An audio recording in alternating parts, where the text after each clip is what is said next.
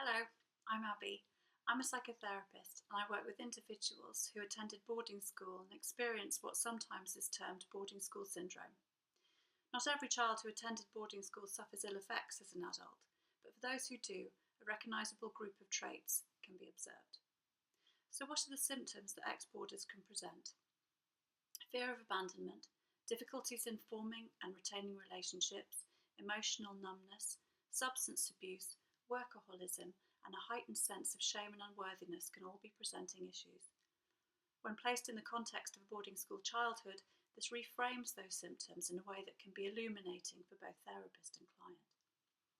Think about the 11, 8, or even 7-year-old children you know. Now imagine that the people to which those children are most attached send them away from home to be looked after by an institution. In turn, that institution has a set of requirements for that child to adapt quickly, to compete, and to excel. This leads to emotionally complex experiences for that 7, 8, or 11-year-old. Firstly, abandonment. Being left somewhere they cannot leave by caregivers. This is further complicated because the abandonment may be packaged as a privilege that they're lucky to be receiving or as a rite of passage. Both require compliance from the child. Another factor is homesickness. This is a mild word for the deep grief at the loss of everything familiar. In addition, these feelings may be minimised or denied even by those around the child. These experiences require psychological adaptation. The result is a split between the self-sufficient persona to manage their new environment and the need to hide the vulnerable child with whom the loss and grief reside. This new child is now a semi-stranger when they do return home for holidays or weekends. So how might these adaptations manifest in adulthood?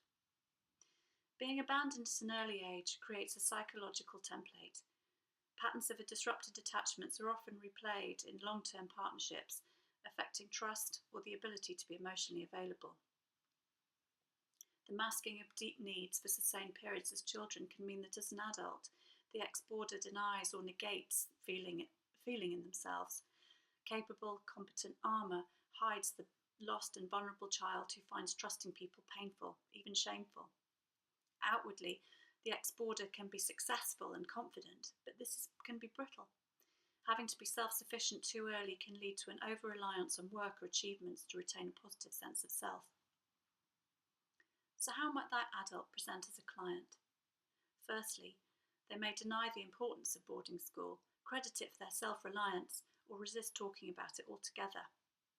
As any kind of need is difficult for the boarding school survivor, trust in the therapeutic relationship will also be problematic. Early termination or emotional withdrawal can occur if the ex-boarder begins to feel dependent on the weekly sessions. This can happen around breaks as well, when experiences of abandonment can trigger the client.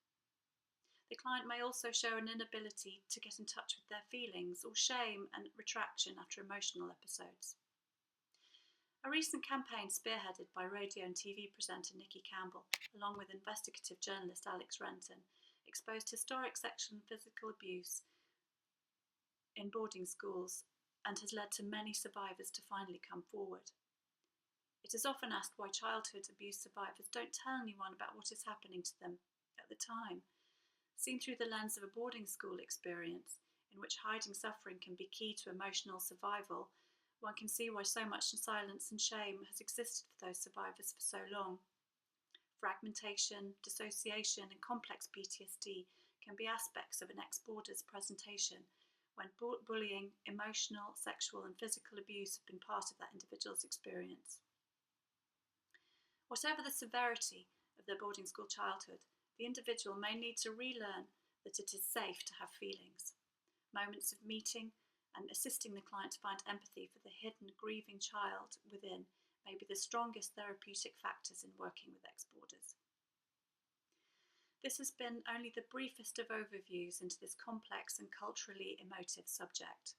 I would recommend reading Boarding School Syndrome by Joy Chavarin, The Making of Them by Nick Duffel, and for therapists, Trauma, Abandonment and Privilege by Nick Duffel and Thurstein Bassett for more information.